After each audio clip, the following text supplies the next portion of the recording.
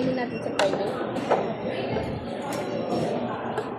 O kaya ikaw na doon, takot mo doon. Bago talahin mo na lang.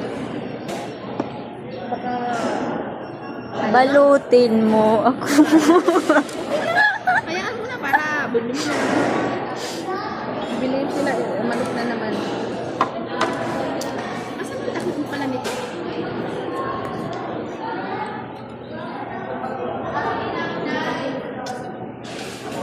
Baka pwedeng dalhin to.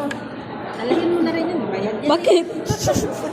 Aral mag-picnic kami ng saan. Kaya nga. Tatapon lang din yan. Oo. Ay, hindi yan.